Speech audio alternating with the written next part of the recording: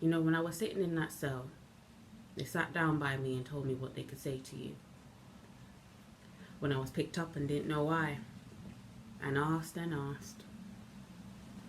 When they told me I was being aggressive when I weren't. When they told me I was shouting when I was speaking. When they told me I was acting aggressive when I weren't, I was just asking. When they wouldn't answer me when I asked them what acting aggressive was, then they changed it to I was talking aggressive. Then joked to themselves, not to me, that we all sound aggressive to them anyway. When I asked them, why me?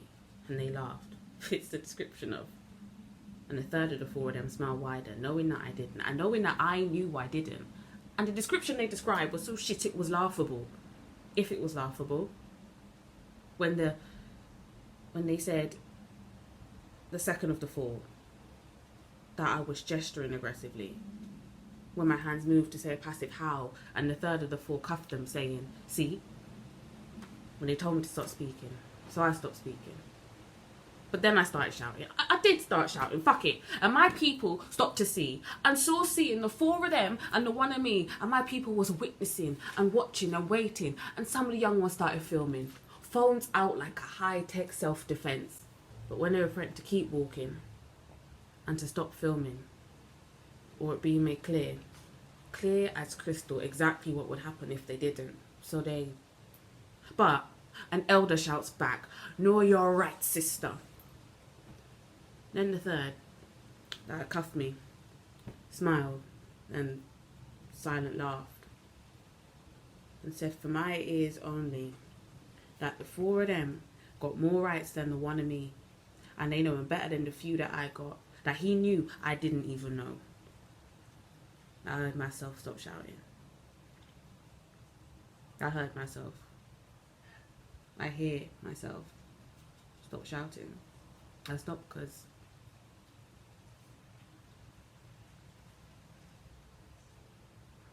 when I stopped, I was silent.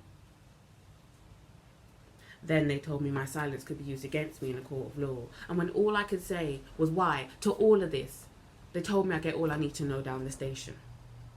When they said my reluctance was resistance, my hesitation, obstruction. When they dropped resisting arrest like it was a lyric, dropping me to the concrete like a reflex. When they said I was only making it worse for myself, I couldn't think how much more worse it could possibly be made. But it could be made. When I was pushed in the back, into the back of their car, cuffs cutting my skin, sucking it up to not show them. At the lights, them that's curious look over, look in, look unsurprised, look indifferent, uninterested, look unconcerned, and I look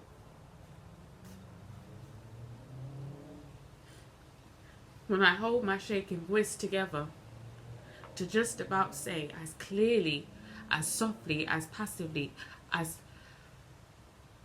calmly as I can, I think you've got the wrong.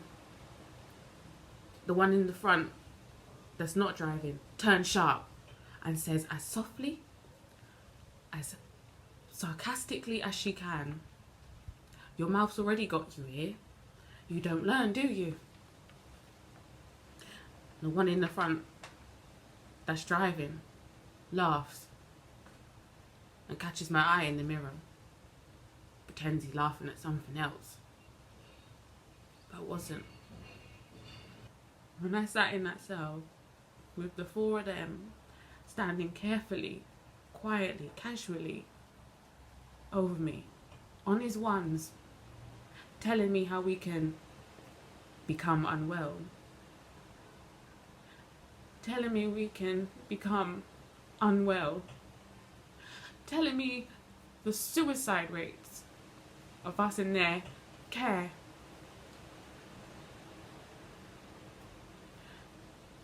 When they told me what they could say to you, telling me what they could say to you.